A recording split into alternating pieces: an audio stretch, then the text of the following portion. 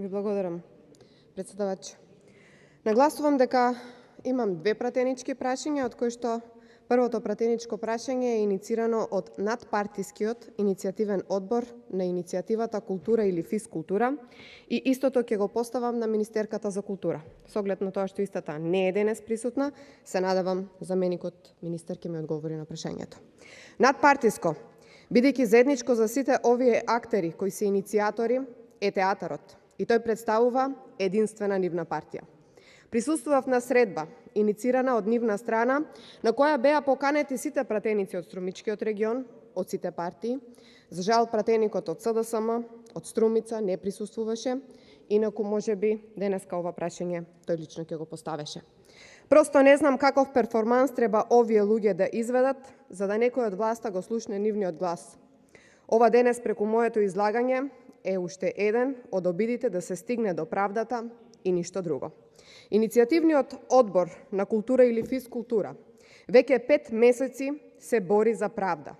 И тоа со протести, изведувања, известувања, пресконференции, безброј барања, иницијатива до Државната комисија за спречување на корупција, тужба до Управен суд, пријава до Основно јавно обвинителство, средба со министерката, средба во кабинетот на председателот на владата, безброј институционални лавиринти, но до денес, од другата страна, само молк.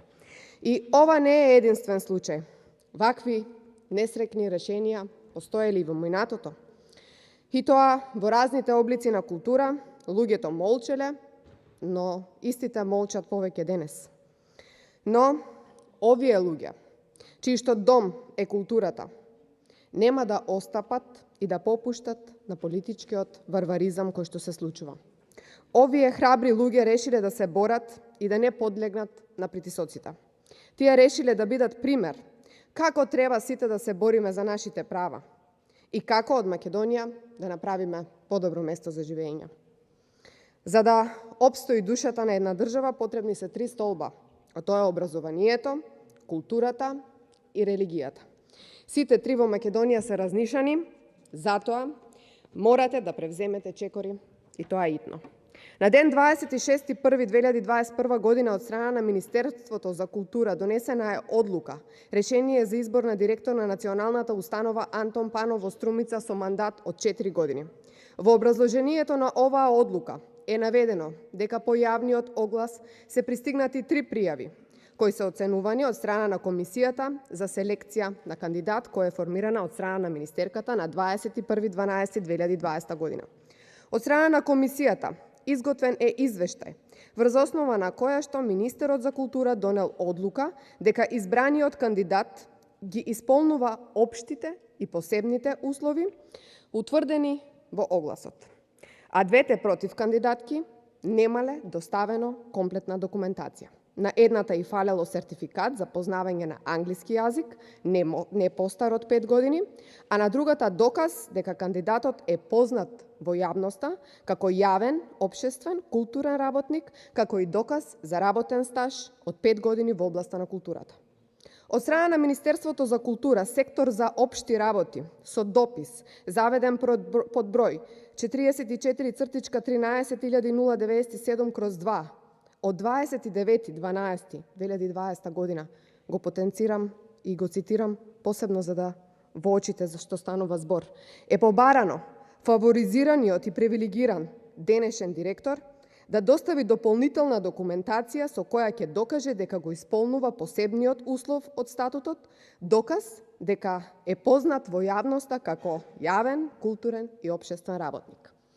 Барање за дополнителна документација за другите 2 против кандидатки не е испратено. Чудно, зарем не? Зарем на ваков начин не сметате дека е очигледно фаворизирањето и давањето предност на еден на сметка на друг кандидат? Дали сте свесни дека со унапредување или уназадување на лица или вработување надвор од законските пропишана процедура доведува до прибавување корист на друг, што е казниво дело согласно член 353 од Кривичниот закон на Македонија или злоупотреба на службената положба? Еве зошто сметаме дека е така. Избраниот кандидат од страна на министерката Денес директор не ги исполнува ниту образовните, ниту искуствените критериуми, кои што за вас очигледно биле проформа. Во вашиот оглас, директорот избран е со завршен факултет за физичка култура и нема апсолутно никакво искуство во областа на културата, што се гледа и од него доставените документи.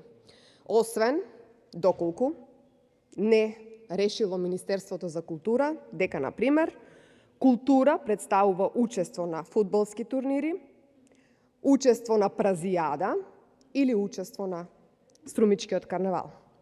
Обидот да докаже дека има 5 години работно искуство на работи или проекти од областа на културата врз основа на склучени договори за дело, истиот прикажува благодарници, плакети, дипломи на карнавалската група при ОУ Гоце Делчев Василево, каде истиот бил претходно вработен, и нагласувам, на истите не стои неговото име, па дури има благодарница за проект Ден на празот, повторно доделена од општина Василево, и тоа на Основно училиште Гоце Делчев. Исто така, овој денес директор доставува договори на дело, копи-пейст, едните исти, со само различни дати, во кои што, замислете, склучува волонтерски некаков договор, а одозгора пишува договор на дело, со студио за модерен балет од Радовиш, и тоа се подпишани од страна на исто лице. Но внимавајте, истиот не доставил изводи од банка дека 5 години примал хонорари и уредно платени даноци согласно ваквите договори. Имено доставените договори за дело се ништовни и не се во согласност со член 704 од Законот за облигационни односи, каде што е точно утврдено што значи договор на дело, бидејќи во истите стои дека тој работата ја завршил волонтерски. Но се ево, ова е совршено јасно за министерката и во член 3 на Законот за волонтерство исто така пишува дека што значи волонтерство и дека истото никако не е во формат на направените ништовни договори на дело. За сето ова погоре е ставено во прашање достоинството и културата, културните работници и дејци, створено е нивно недоместливо чувство на понижување по етички, морални и принципиелни стандарди, а во исто време ќе има далекосежни последици општо за културата. Сега моето прашање до Министерката за култура, бидејќи не е тука, ќе одговори заменикот, дали сте свесни за сите прекршувања на законот што ви ги подметнал вашиот правен тим, доколку еве сакам да ви помогнам, или дали сте свесни дека ако правниот тим ве опоменал дека владата на која што вие припаѓате ве наместила да одговарате за кривично дело. Доколку не ве наместил ниту вашиот тим, ниту владата на која што припаѓате, тогаш вие сте само уште еден министер, како и други такви министри, кои што се импантирани во садизам на сопствената држава и народ, да ја пеплоса за секогаш културата во Македонија. Од кога ќе го дефинирате виновникот, и денес на оваа говорница точно и прецизно, ќе ја препишете одговорноста на некому, кажете ми што ќе превземете уште денес за решавање на овој случај. И второто прашање е до министерот за финансии. Министре, среде огромна економска криза, кога во Македонија има над 60.000 нови невработени, Сања Лукаревска набавува компјутери во вредност од 400.000 евра, при што еден компјутер достигнува и до неверојатни 2.500 евра. Имено, на 6 мај, Управата за јавни приходи има подпишано договор со МАК Петрол, акционерско друштво за промет со нафта и нафтени деривати Скопје, за набавка на 390 компјутери. УЈП набавува 100 компјутери по цена од 45.423 денари без ДДВ, 250 лаптопи по цена од 53.766 денари без ДДВ и 40 лаптопи по неверојатни 145.848 денари без ДДВ по парче.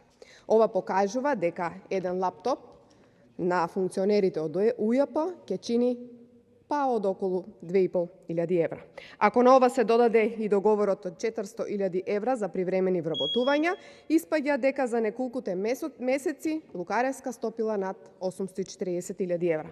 Зошто ваквите набавки, министре, за кои јавноста нема никакви информации за критериуми и процедури, се прават во време кога над 40.000 ученици немаат компјутер да ја следат онлайн наставата и нивните семејства се принудени да трошат од нивните оскудни буџети да се набават еден, два или повеќе компјутери во зависност од колку деца имаат, а во исто време државата набавува геймерски компјутери за своите функционери. Ви благодарам.